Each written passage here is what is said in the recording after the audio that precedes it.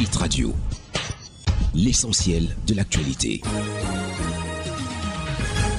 Bienvenue mesdames, messieurs au point sur l'actualité sur Hit FM 103 et Cam News 24 en direct de Garoua. Cameroun, Algérie, exemption mutuelle de visa pour les détenteurs de passeports diplomatiques et de services. La signature de l'accord entre le Cameroun et l'Algérie a eu lieu au cours de la visite officielle de travail que le ministre des Relations extérieures, le jeune Bella Bella, a effectué à Alger du 19 au 22 décembre 2024. Le ministre des Relations extérieures, le jeune Bella Bella, et le ministre des Affaires étrangères de la communauté nationale à l'étranger et des Affaires africaines, Ahmed Attaf, ont paraphé l'accord rendant désormais effectif l'exemption mutuelle de visa pour détenteurs de passeports diplomatiques et de services. La 39e promotion de l'école militaire interarmée, baptisée Unité et Patriotisme. Cette 39e promotion de l'école militaire interarmée a triomphé le vendredi 20 décembre 2024 à l'esplanade de la brigade du quartier général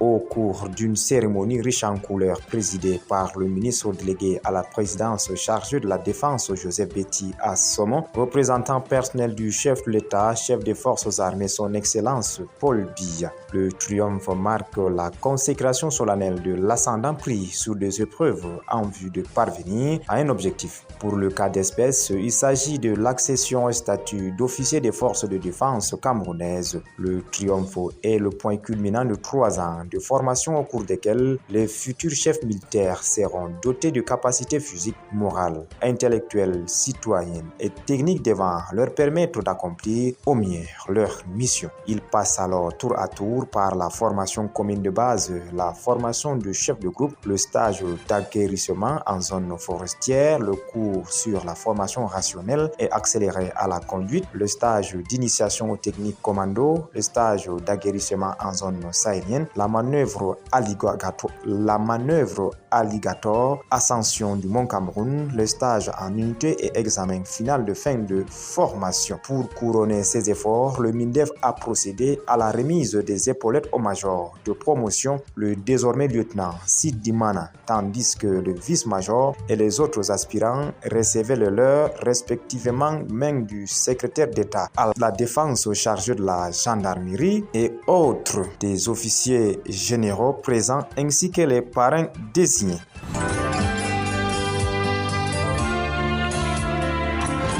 L'actualité internationale. À l'étranger, RDC, le président Tshisekedi en visite éclair au Burundi après l'échec des négociations de Luanda. En RDC, depuis l'échec des négociations de Luanda, le président Félix Tshisekedi fait le tour de ses voisins. Samedi, il s'est rendu au Congo-Brazzaville pour rencontrer Denis Sassou Nguesso. Ce dimanche au Burundi, le tête-à-tête entre Félix Tshisekedi et Évariste Ndayishimiye a eu lieu au sein même de l'aéroport. Elle a duré environ 2 heures avant que Félix Tshisekedi ne reparte immédiatement pour la RDC. Aucun communiqué n'a été publié à l'issue de cette visite selon un post de la présidence de RD sur X. La visite a porté entre autres sur des questions de coopération bilatérale et de sécurité. Gitega est actuellement le principal allié de Kinshasa dans la région de Grand Lac. Depuis août 2023, le Burundi a déployé près d'une dizaine de bataillons dans le nord